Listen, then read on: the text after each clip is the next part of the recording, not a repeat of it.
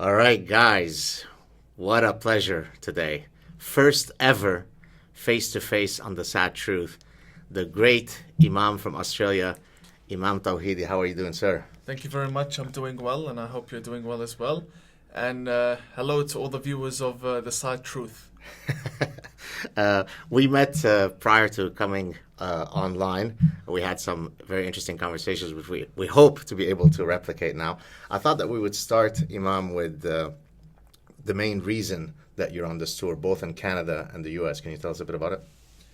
Basically, I have come to the conclusion that Islamists or organizations such as the Muslim Brotherhood have been extremely successful in playing their cards in the West, influencing policies and drafting bills and so on, and especially in Canada.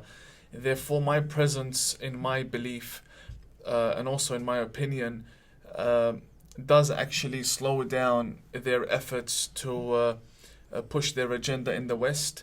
I have been meeting with tens of politicians and diplomats in Washington, D.C. and in Canada, in 3 different cities, Toronto, Ottawa, Montreal. And I really believe that what I have to say is of some interest to the politicians in this country who want to see their country do better. Has your message been generally well received by the politicians? Is there any obstacles, blowback? Are they being resistant? Are you're an Islamophobe who doesn't understand true Islam, blah, blah, blah? Or are they generally open to your message? Usually meetings usually start off being somewhat awkward, because you have a guy who's from Australia and he's interfering in Washington, D.C. and what does he want, and is he a front for some organization, and how do we know? And Taqiyya. exactly, and what does he want and what's his end goal? Usually the meetings are somewhat, they're not 100% sure of me, but then they do their research. Like, research for them is one phone call away, Right. to some department, and they get the clearance, so on. Overall, it's been absolutely successful. I would say 8 out of 10 of my meetings are actually very successful, very productive, and we actually keep touching base with the politicians and so on. And are the politicians who are meeting you both in the US and Canada coming from a sort of diversity of the political aisles? Are you meeting Democrats and Republicans in the US? Are you meeting conservatives and liberals and NDP members in Canada? I call myself the Imam of Peace, so I meet with everyone. Only because I believe that what's happening around the world in Islamic extremism influences everyone, not only, and has an effect on everyone and impacts the lives of everyone. And therefore, I honestly believe that it's not only the Republicans and the conservatives that I should be meeting with, it's actually everyone, even those that disagree with me, because at the end of the day, it's challenging ideas. And Right. Here's the important question. Have you met our dear leader, Justin Trudeau? And if not, why not? no, I have not met Justin Trudeau, and I don't ever think in my life that I will meet him. I cannot allow myself to meet with such a person.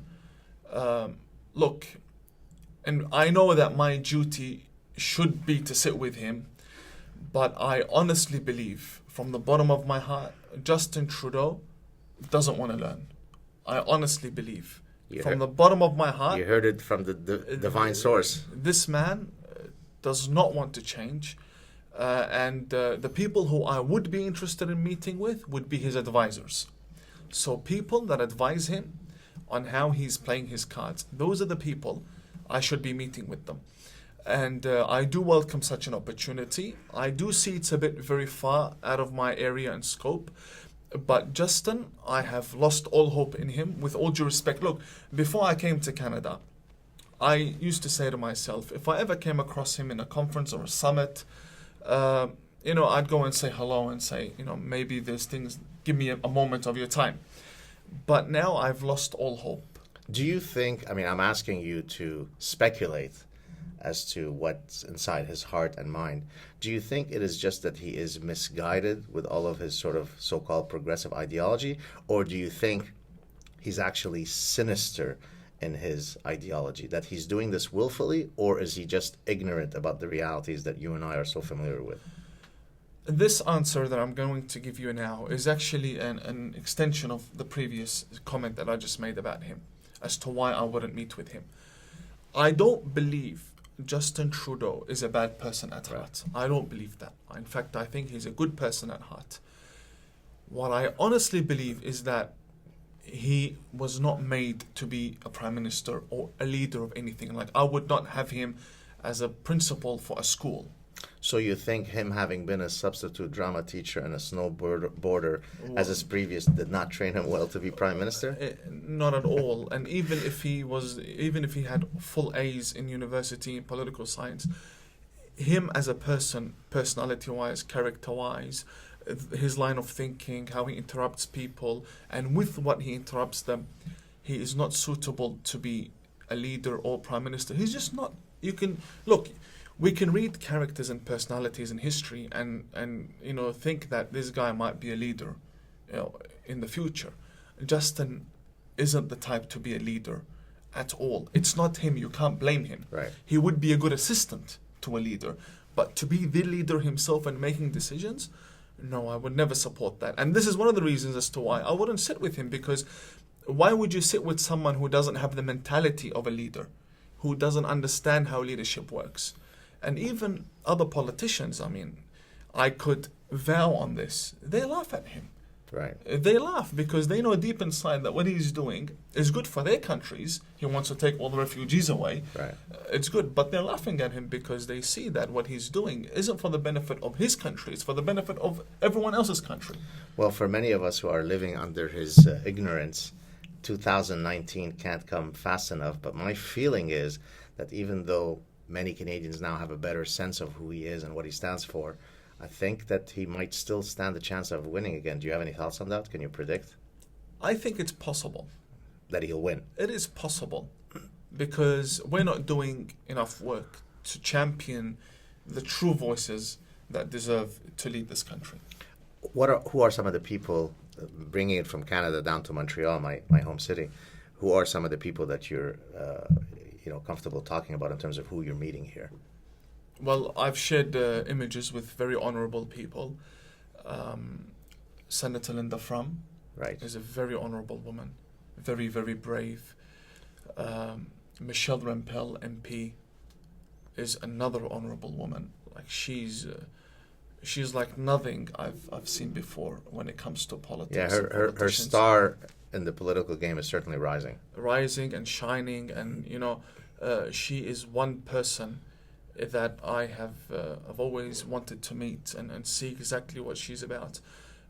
What you see from her outside is actually exactly how she is in person. Many politicians have different faces. Like, for the public it's one thing, and the office it's another thing. Michelle Rempel, firstly, she's extremely intelligent. She's articulate. She's brave. And when I say brave, I'm not trying to say women are weaker than men, therefore we should... Whoa. There is no such thing as male or female. Oh, I forgot. Come I on, apologize. Don't be transphobic. My apologies. But other than that, she is very brave because she lives in a society that has turned its back on women, honestly, in the name of feminism. Right. She's very brave to stand up to voices that could do harm. There are people that could pay. You know how the world of politics works. I mean, you could pay someone to tarnish the reputation of another person. Most politicians have all of this into consideration. I believe Michelle Rempel is a great leader, and she is someone who listens to the people. She connects with the people, and please let me continue praising this woman. This woman has come out of her way to do the work of a government. So she is not a minister. She doesn't hold any human rights organization run by the government. Yet she is fighting for the rights of women around the world, especially in Canada. Her most I think she's fighting against FGM, yeah. Her most recent one, and I was there in the press conference. in the parliament. What she had to say was something that you would expect a leader in Washington, D.C. to say. Like, that is some really brave talk. The way she addresses the media, the way she defends these petitions. And there will be many people who turn around and try to deny the existence of such problems. But Michelle she's very consistent. She knows what she's doing. And I honestly believe that if Canada wants an honorable leader that cares about the values of this country and the host culture and the honor of Canada's citizens, Michelle Rampell is the one. Michelle Rampell, please make sure to send us. We'll be sending you the bill for the incredible endorsement that you just received from the great Imam himself. The bill is in the mail. There is no bill.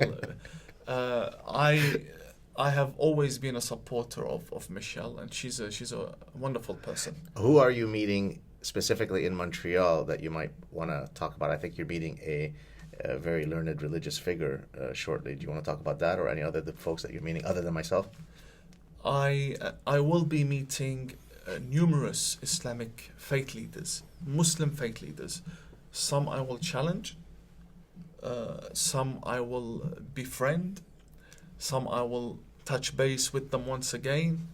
The main idea for this is public relations, and to show them that there's no reason for you to be afraid of criticizing the Iranian regime or Hezbollah or Saudi Arabia.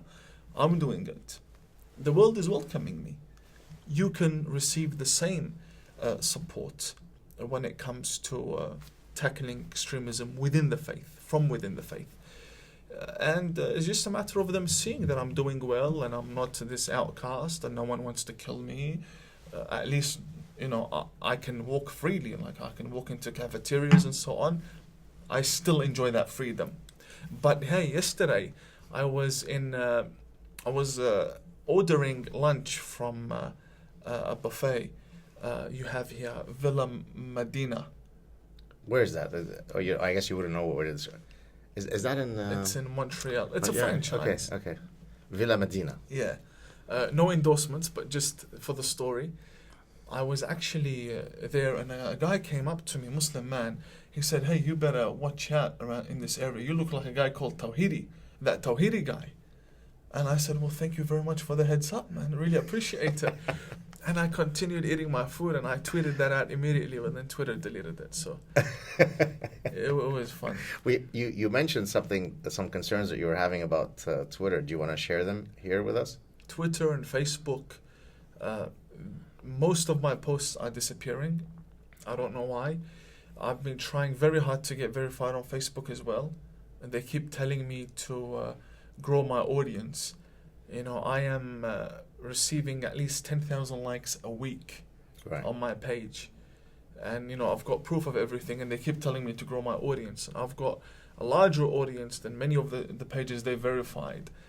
But I think it's just another form of censorship that I'm going through.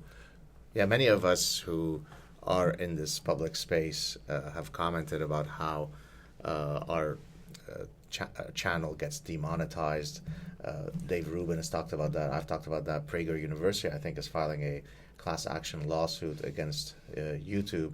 So I think this is becoming a too ugly reality where certain voices will be silenced one way or another. If we were in the Middle East, we would be silenced in a more direct, frontal way. But here, at least we silence you by removing the commercial possibilities that you have. I think this is how the system works. This is the system we are living in. And, to be very balanced, it also happens from the other side as well. So even the most open-minded governments do not like criticism. Right. And they use people like Mark Zuckerberg, the YouTube crew, and they try to, lessen criticism coming to their direction. But people are going to talk in one way or another. So why... I'm not going to be the first one to criticize the family of Prophet Muhammad or the wrong in the religion, and I'm not going to be the last. So why would you want to silence me? This is a discussion, and we're speaking respectfully and ideologically. Beautiful. When we were speaking offline earlier today, when we went to this very nice bakery, you told me that you'll be doing a tour of the Middle East, and some of the countries in the Middle East that you mentioned were France.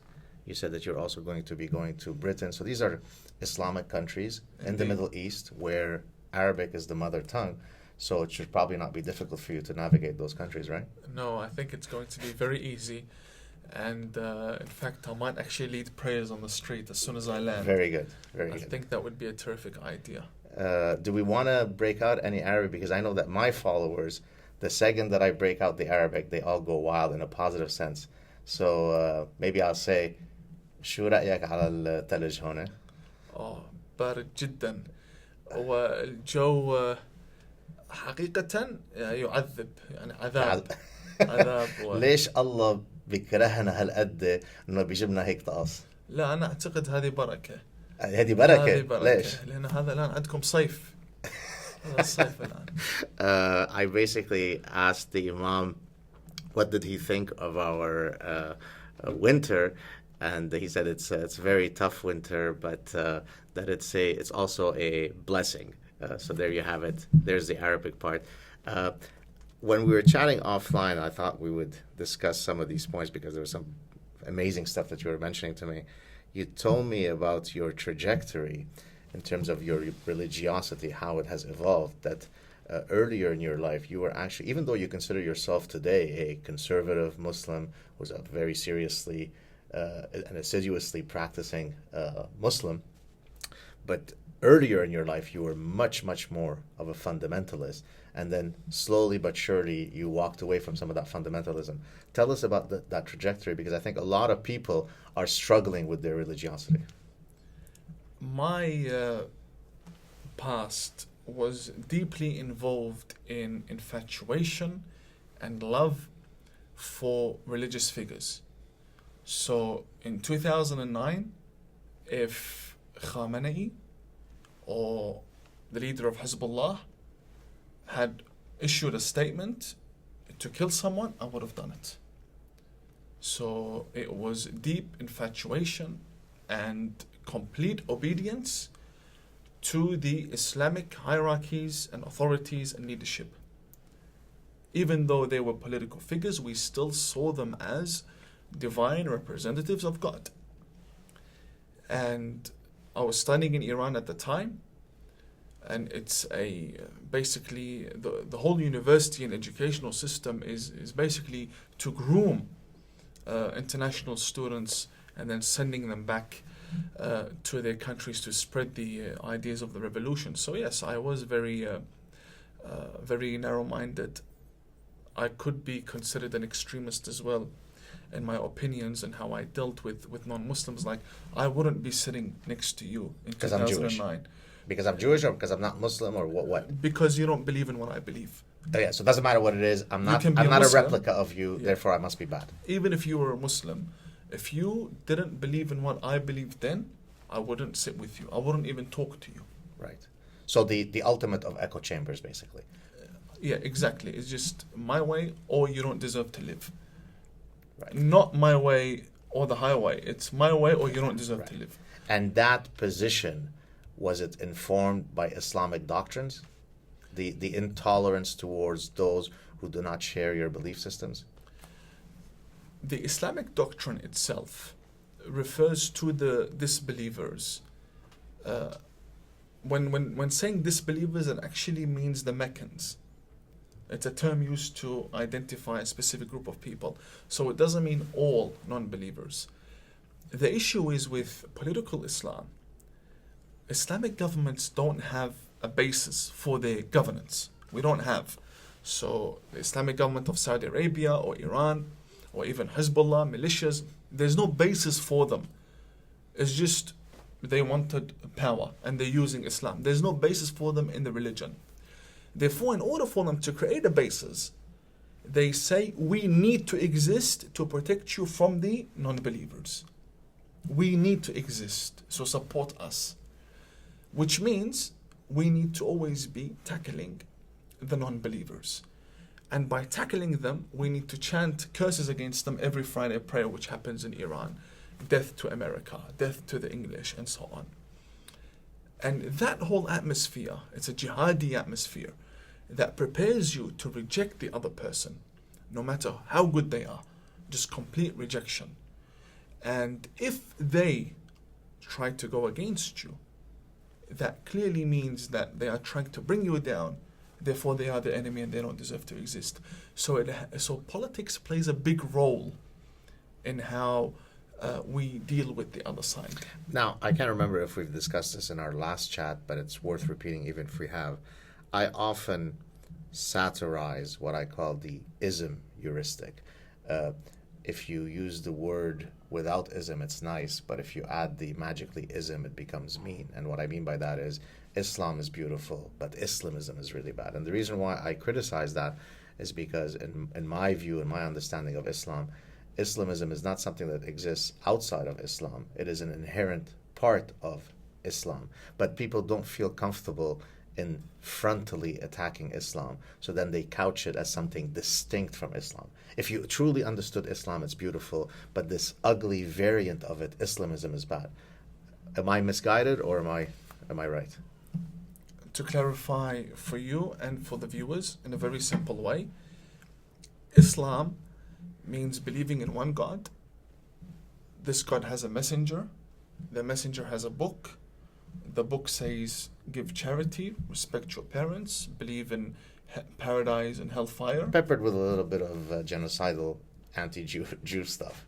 Well, it's there around, right? I'm getting to it. Okay, very good. I'm getting to it.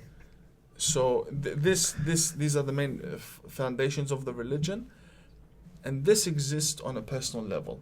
Islamism is taking this package and imposing it on you. So you have to believe in it. And in Arabic, it's called al-Islamawiyya. It's an actual term. So it's not just adding ism to it in English. No, it's an actual concept of imposing religion on other people. So if Christians were imposing their faith on other people, we would call that Christianism. But that imposition is rooted in the fundamental tenets of Islam, right? There will be peace on earth when we are all united under the unifying flag of Allah, right? That's not something that exists outside of Islam, right? I think that's not the accurate phrase. Islam says the religion, inna dina and Allah al-Islam. Religion, according to God, is Islam. So no other religion is accepted by God through the Islamic lens. But it does not mean that you go and you make everybody else Muslim.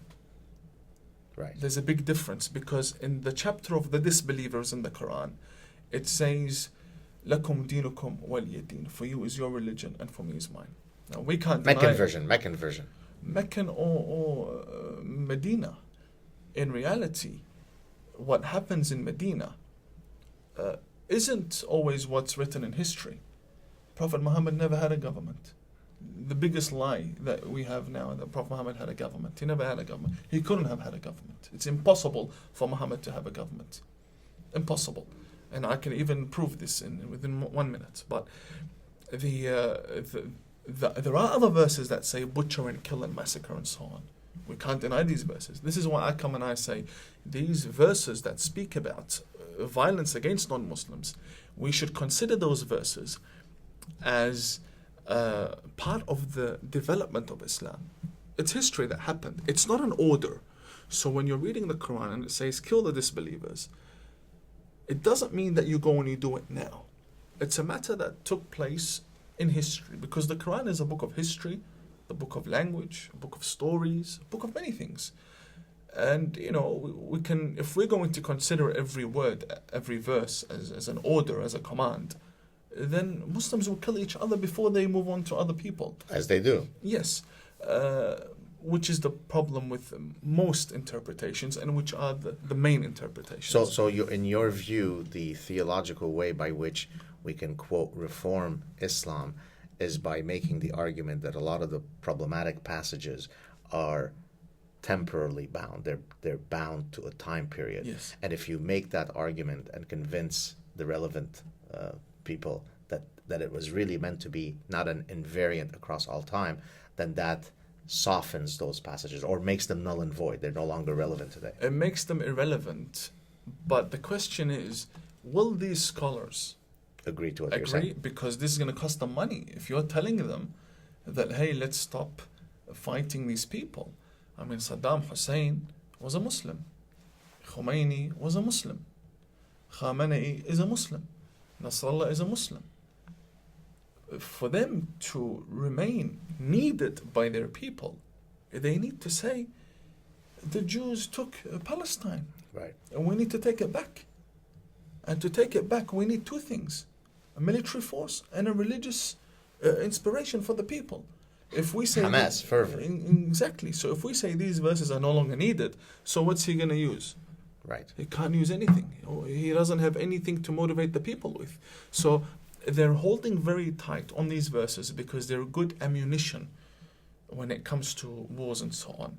So if in your best worldview, utopian reformation of Islam, it would boil down to there is a God, I should be a good person, I should be charitable, I should treat other with respect. I don't know, maybe you want anything else I want to add? Human rights, animal rights, okay. Everything. Now, first, could that is there any trajectory of reformation that we could arrive to what you just said, or does that seem like a pipe dream? Number two, could I not achieve each of those laudable objectives without Islam and or any other religion? In other words, what I mean by that is, and I actually had this conversation recently on my social media, I was arguing that, look, something like morality, there are very, very clear fundamental scientific principles that explain how morality has evolved. And I don't need a transcendental creator or divine force or some agent outside of science and the material world to explain how I can be moral. So is your argument, no, you ultimately do need that divine element to explain our morality and our goodness? Or could I, as an atheist, be just as good as you, notwithstanding the fact that I don't believe in God? To answer your first question, Sure. I do believe there will be a reformation, and I don't believe it will be during my lifetime. So let's take a look at the current situation of the Muslim world. I don't believe. Well, look at the reformers. How old are they? They're in their 40s or 50s. Well, give us some 60s. typical names of the leading reformers of Islam right now. If they're in your top of mind. They're in my mind and in my heart. Very good. Okay. But when it comes to the current reform movement, they're not all the same.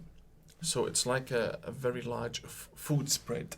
You have the sour and the sweet and the bitter, and they're not all the same, but they're all contributing. So you'll have the very outspoken, sharp, cutting, articulate people who dare to challenge ideas and would clash with politicians, like Tariq Fatah. Right. Like this guy, he's the muscles when it comes to bringing down false claims, and he will smack articles, and that's needed. He's a fighter. He's a good friend, and he's, by the way, if you haven't seen him, he's been on my show. He is a tour de force, as we say in French. He's a mine of force. Indeed, and he's also extremely intelligent. He is. And what many people don't know about Tariq Fatah, and what I've observed from him, because I went to his house twice, and we had a wonderful time together. So I've met him, I've met his family. One thing many people don't realize about Tariq Fatah is that this man is an encyclopedia. Yes. Literally an encyclopedia. He knows what he's talking about really well. Like, I would say even better than me when it comes to the development of the religion. And, he is really well read and well spoken. And one thing about Tariq Fatah is that he never engages in any discussion unless he knows what he's talking about. Right. Which, by the way, if I can interrupt you for a second, that's what I refer to, and others have, I think, used the similar term, epistemic humility, knowing what you know and knowing what you don't know. And that's really something that is bred in science, not as much in religion. Because in religion, you've got revealed truths and you accept them and that's it. That's the starting point. In science, all knowledge is provisional. So even when I am very assured about something, I'm assured with an asterisk. If tomorrow you give me information that makes me question my current position, I have to revise it. And so that's a wonderful thing that he has that humility. Yeah, Tariq Fattah, I think, is contributing a lot to this entire reform movement. And, we see him as the shield because as an Imam, there are things that I cannot say. Right. There are things I have to stay silent about. Otherwise, I have to maintain my image as an Imam. Otherwise, it's a big problem. And that's where people like Tariq Fattah they are seen as lifesavers because they can go out and state the things that other people can't state. And he is very brave as well. So Tariq Fattah has one. Another very important figure, in my opinion, is Sister Raheel Raza. Also been on my show. Yes, she's playing a very big role when it comes to diplomatic relations and work very closely with politicians. She also has she enjoys healthy relationships with many people around the world and very high-ranking committees. Raheel Raza and her husband Suhail, two very important people in this entire reform movement. There are other figures. But let me ask you before you go on, and I don't mean to sound too patriotic here and toot the horn of Canada, but I noticed that in academia, some of the leading figures who are pushing back against political correctness and all the campus lunacy are Canadian professors. And now you just mentioned, now I don't know if it's because you're in Canada right now, but the first two people that you mentioned who are leading reformers of Islam are Canadian. Do you think there is something in the ethos of Canada and the water of Canada that is causing some of the leading fighters for these issues to be Canadian? Not necessarily. I mean, Tariq Fattah has been doing his thing before all these problems even started. He's been doing this from a very young age. And I believe that all of the backing that he has and his life experience has really slowed down the corruption of the current Canadian government. Like if it wasn't for people like Tariq and Raheel and other reformers and Asra No'mani in America, these governments would have done much worse. Right. But I truly believe that they fear these voices that will come out and say, "Hey, hang on, I'm Muslim, and what you're talking about doesn't make sense." Have you seen the testimonies of Tariq Fattah in front of the government, where some non-Muslim, typical Westerner will start lecturing him about Islam and how he doesn't pull any punches, meaning, have you seen some of those exchanges? They're brilliant. The other guy that you didn't mention, he's not so much of a reformer, but also a very important voice from Canada, is Salim Mansour. Do you know? I have his book. Exactly. And so for those of you who don't know, Salim Mansour is a professor at Western University, used to be called University of Western Ontario, who appeared in front of the Standing Committee on Immigration a few years ago. He is a committed, practicing Muslim who said, "Hey, what is going on with immigration? Stop this Islamic immigration." And I think that's an incredibly powerful guy to have on your side, because you can't accuse him of Islamophobia. You can't accuse him of being, hating. He's a Muslim who practices his faith, and he's saying it's not normal to be bringing people who hold such illiberal values in such numbers. You can't assimilate them. I met Salim Mansour. I had a long discussion with him. Very intelligent man. I have his book, The Quran, Problem and Islamism. Just came out, the recent one, the most recent one, I think. He just gave it. Yeah, exactly. Yeah, it's a new one. It's the latest one. Which is a good book. I'm taking a look at it. I haven't finished reading it. Another voice, before I forget, would be Hussein Haqqani. Right. The former Pakistani ambassador to Washington, D.C. He's also another encyclopedia. He's a very intelligent man. He knows his work. And, I've met Hussein.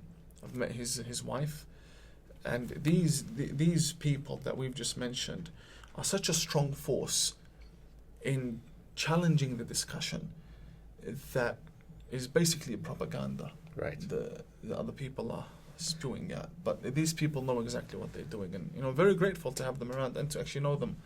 Right. I'm going to assume, of course, that if you haven't yet met the next person, she's got to be top on your list. Can anybody guess who I'm thinking? The great feminist warrior herself, Linda Sarsour. I love her so much.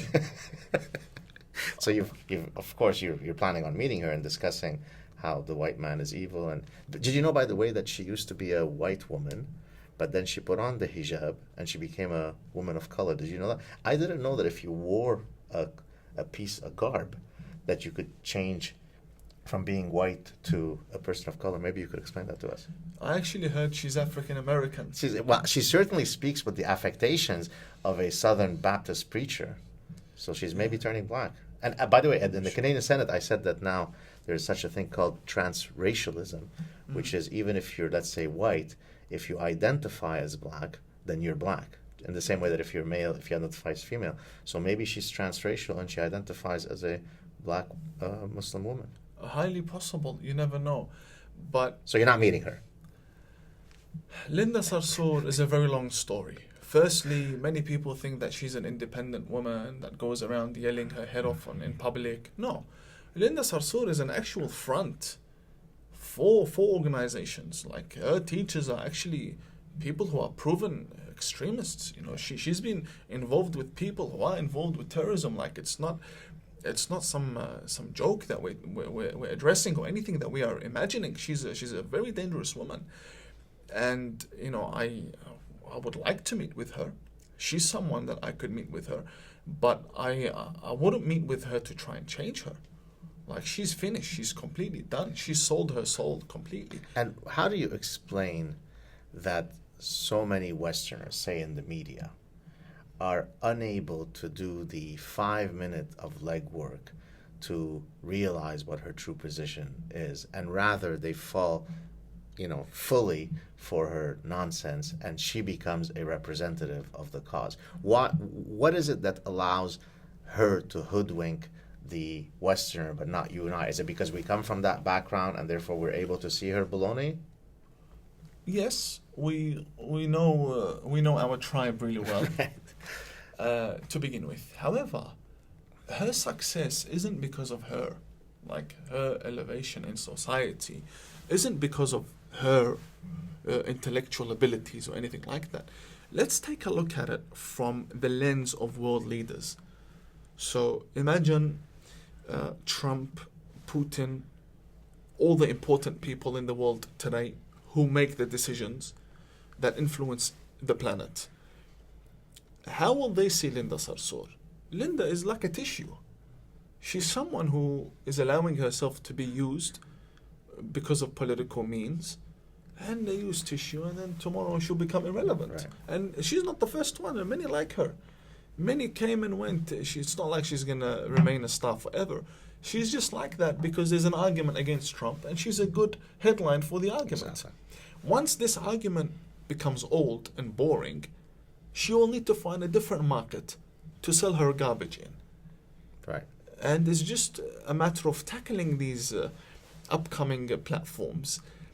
For example, now she's played every card. She's played the Palestinian card, she's played the anti-Jewish card, she's played the women's rights card, she's played the notorious leftist card, she's played every card. Have you seen the tweets that she put out? I think she's since deleted, regarding, I don't know if it was Asra Nomani, but certainly Ayan. Ayan and Bridget Gabriel. Oh, Bridget Gabriel, that's right, that they don't deserve to have their genitalia, right, or something to that effect. It was a very, very offensive thing, which she has since, I think, deleted, correct? Very strategically deleted. Very right. Going back to the question that I asked you, if I can pose it again. So do you think that people who are not religious can be as moral as religious people? Of course. Of course. Many of my teachers had no religion in high school and so on. And, they're wonderful people. I mean, look, very basic matters can prove your point. If you went to a public school honestly, a regular public school or primary school, you go into the restroom and you close the door behind you, I would say 80% of the time, the back of the door will be clean. If you walked into any Muslim school, the back of the door will be swear words and phone numbers and insults and, voodoo. Because they didn't learn the true Islam. Had they learned the true Islam, then they would have been pure. Toilet has nothing to do with religion. If you can't go to the toilet properly without scribbling on the door, then you definitely need to go see a doctor. What I'm saying is, when speaking about ethics and morality, it begins from the very low level of understanding basic ethics in such a place to your image in public. You can be moral on all levels without having a religion at all. Now, this might be a very unexpected example that I just gave, but honestly, when speaking about being a good person, you can tell the difference by visiting such places. And I believe having a religion or not having a religion doesn't really make you a good or a bad person. So then, because morality is usually the last place for people who are scientifically minded but who are believers will go to argue that that's the reason for religion. Science explains the evolution of everything about humans, but it doesn't explain where morality comes from. Morality comes from some transcendental deity or source. And you're arguing, which is exactly what I'm arguing, is that no, there are many ways by which we could be moral. In which case, what unique insights does religion offer us that we could otherwise not have access to? And before you answer the question, so if I look at the whole accumulated knowledge in mathematics, we couldn't have gotten to that knowledge through any other route than to study mathematics. There is no other way to get to learning about differential equations than through math. So what does, if anything, Islam in particular or religion in general offer us that I couldn't get by not being religious? The one thing religion offers is the ability to lock your mind and believe blindly. Let me finish. The concept of total obedience to whatever is in the mosque, whatever is in the lecture that you're listening to. Whatever they say, you clap and you say, excellent, we're going to heaven. This idea of complete obedience only exists in religion. And the fact that when you question, you are condemned, this only exists in religion. Every other institute encourages you to question, encourages you to do more research. Only religion, when you question, they turn around and they say, hey, are you doubting in God? Is your faith very low today? You need Jesus. These type of and Muslims also say you need Jesus, by the way. So it's not a Christian. Because he's a prophet, according to them. Yes. A messenger from God, actually. A prophet is higher than a messenger. Right. Messenger has a message. A prophet is just continuing what other messengers said. So he's a messenger, and we don't differentiate between his message or other messages from God. But and it doesn't have to be that way. This is a man-made introduction to how we should perceive religion, a system that we obey and worship and don't question. No such thing. If God was a human being, I would knock on his door and say, hey, what the hell happened? You created half these people. I would question. God works in mysterious ways. Who are you to question him? I will question. My right. It's my right as a Muslim to question, and as a human being. In the Quran, chapter 2, God says that I will be placing a human ambassador on earth. إني جاعل في الأرض خليفة. قالوا أتجعل فيها من يفسد فيها ويسفك الدماء. The angel said to God, what the hell are you doing? You're going to create a human being that will shed blood and spread corruption on the earth?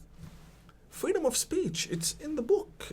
God says he wants to do something. The angels who supposedly have no free will and only obey what God says turn around and say, hey, hang on, what are you doing? These things exist. You can't question. You can question the prophet. You can question anyone you like. There's no such thing you can't question. But today, and when I say today, I mean like for centuries. And this whole idea of, obey what the book says, obey what the Imam says, obey what the cleric says, and don't question. This is, and I'm sorry, I have to use this term again, it's a donkey way of living. You just follow and that's it. And I can't live like that. I have to question. So when I hear you speaking to me publicly or when we're speaking offline, I almost can't tell the difference whether it's me thinking in my thoughts or whether it's you speaking. That's how much there is overlap between our positions, which then leads me to think, how is it that I consider myself a Jewish atheist and you consider yourself a conservative practicing Muslim? Is it the only thing that differentiates you and me is that you have a strong, honest belief in God and I don't, and that's where we depart? Because it seems like on every other issue we seem to be in perfect cahoots. I think it's basically because me and you both believe that religion exists to serve humans. Humans don't serve the religion. So our humanity, when we place our humanity before everything else, whatever other people want to preach will never change the fact that I will protect you and I will consider you as my brother in humanity, even though we don't consider each other brothers in faith, but in humanity. I would fight for you and I would fight for your rights. That's basically because first you become a human, then you become a religious person. And when we say I'm a conservative Muslim, I'm a conservative in what I believe. So if I believe that prayer is an obligation, I'm a serious person when it comes to my prayer. I would wake up in the morning and I would do my prayer, whether it be 4 a.m. or if it's minus 50. I have to get up and pray. In that sense, I'm a conservative in my religious values. I give my charity. I don't drink, and I'm a vegetarian. But if I wasn't, I wouldn't eat pork. In that sense, I'm a conservative. There's a big difference because Bin Laden was a conservative too. Right. So there's a big difference. In my reformed version of Islam, I am a conservative. Now, you asked me when we were at the bakery, you said, I'm confused. What are you exactly? You're Jewish, you're atheist, and then the answer that I gave you, I hope it satisfied you. Let me repeat it here because I often get people who write to me and say, you seem to be very Jewish, but that you're very anti-religion. And so my answer to your question was, look, Judaism is a multifaceted idea. We share a historical lineage, we share a social lineage, we share a culture. One part of Judaism is a belief in a set of religious ideas, which I choose to ignore, but I'm still a member of this tribe called Judaism. And so in that sense, I could be very staunchly Jewish in my earthly belongingness to that group without believing any of the religious stuff. Do you think that it is possible for a Muslim to answer in exactly the way I answered of how I'm Jewish? No. Why? Because when it comes to religion, you are either part of it or you're not. If you are part of it, then you have to make sure that all of your affairs in life fall based on the religious principles that the religion teaches. If you don't believe in religion, that's one thing, but if you believe and you're not practicing, that's another thing. If you believe and you're not practicing, then you're just Muslim by name. If you're Muslim by name, that means you would drink and you would, do everything Islam says don't do, which basically means you were just born Muslim. So I'm speaking now as that guy, that Muslim guy who doesn't believe. I come from a rich line of folks who came from that background, who contributed to wonderful Islamic architecture and Islamic literature and Islamic science and thought. And so I come from a tradition and I don't want to give that up. And in that sense, I belong to an Islamic history and I don't want to give that up. I am that. But you know what? I don't believe that God cares so much whether I drink or not. So I'm going to relax on that. So you're saying he's out. I am saying the way religion sees it. The It's out. teachings of religion. How do you see it? I see everyone equal as me. There's, to me, the highest ranking Islamic leader Is the is same. equal to the guy who's drunk in the bar in the eyes of God. Everyone is equal. There's no such thing as this guy's better, this guy. No. The way religion sees it is different. Right. And this is where I say humanity before religion. What are some of the upcoming projects after you do this tour? What are some of the things that you want to tell us about? Some exciting things that the great Imam is doing. Well, I am working extremely hard on establishing a media platform. It'll start with a news website and a studio and then a channel, an actual TV channel. So I'm working very hard. We'll have an app, an internet platform as well. But that is in mind. Another thing is that, well, I haven't announced this publicly. Oh, we're getting an exclusive, people. But America will be seeing a lot of me. So I'll be in this region a bit more. And than you'll never come to America without coming to Oh, visit us. definitely. There are things going on in Canada, which, look, many of the viewers, you might be wondering, why doesn't he just say it? And I haven't said this before either, but I'm going to say this now. There are powerful people around the world who are working to bring me down. And these people are diplomats, they're ministers, they're MPs, and so on. Typically of an Islamic background, or they could be Westerners. They're both. The Westerners are bought by the Muslim background ones. The moment I have a meeting with an official, or an official visits me in my office, the moment that happens, they start their engines and they start working against the person who invited me and the person who visited me, and whether it be media, diplomats, journalists, they will wage war on everyone. And they don't need that headache. The politicians don't need that headache. And we know Tawhidi is a good guy, but we're not gonna waste our time dealing with the criticism. And these people are not just any Tom, Dick, and Harry. They're actual people who hold respected positions, who go after me like that. And therefore, I hide lots of my meetings. The government, Australian government, knows who I'm meeting with. They know the type of ambassadors in the countries. So when I come to Canada, a series of ambassadors meet with me. When I go to America, a number of ambassadors meet with me.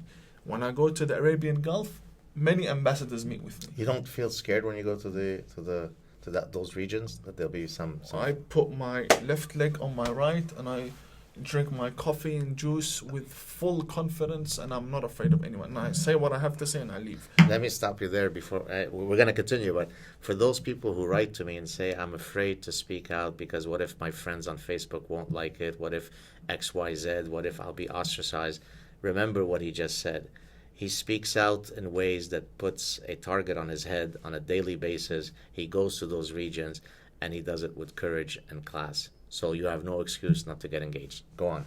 Yeah, and now I'm actually going to Iraq. To Iraq? Yes. That's some courageous stuff. I'm going to Iraq and I'm going to the liberated areas that ISIS was controlling. And I'm actually, and the Iraqi government can hear this. I don't really care about them.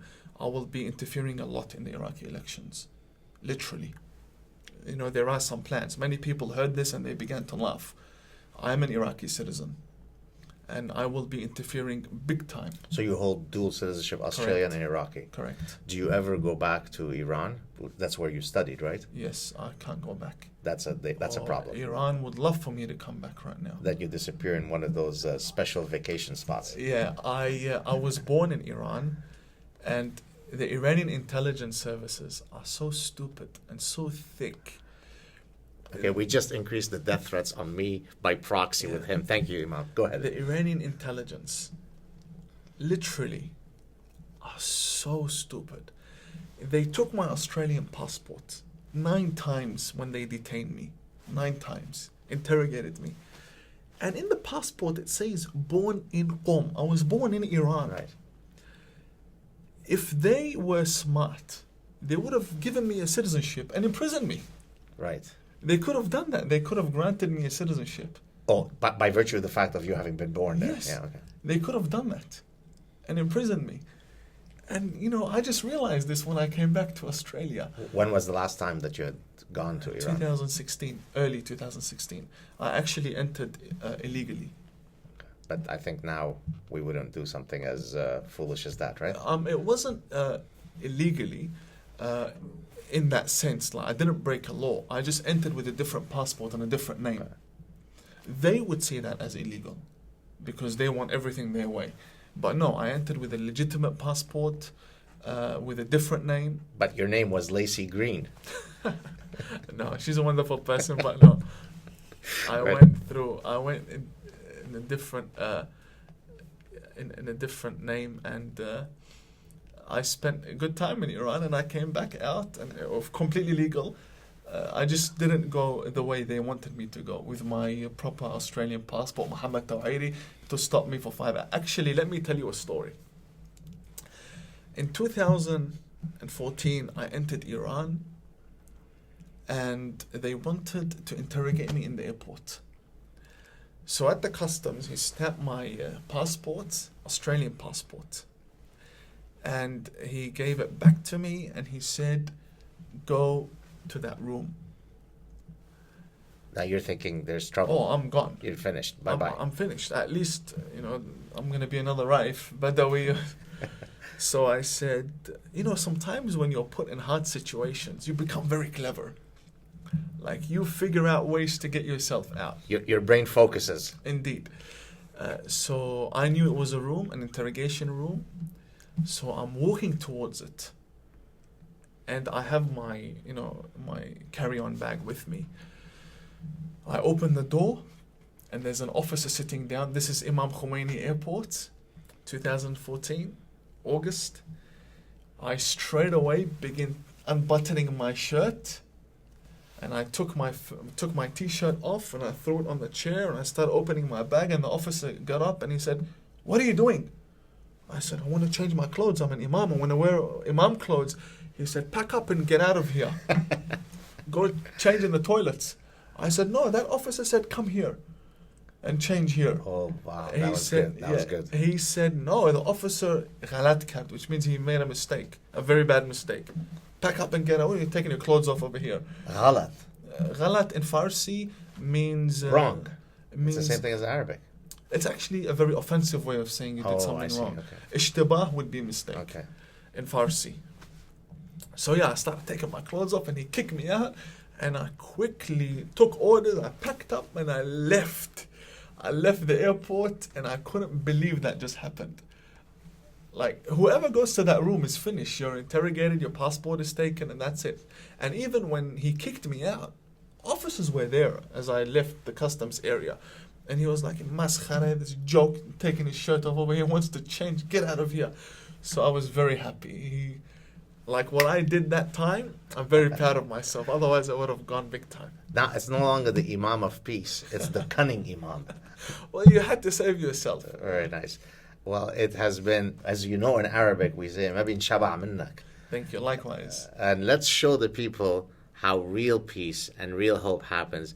The atheist Jew is about to shake the hand of the conservative. Likewise. What an honor to meet you. Likewise. Thank you very much for having me, and thank you very much for watching. Thank you, guys. Cheers.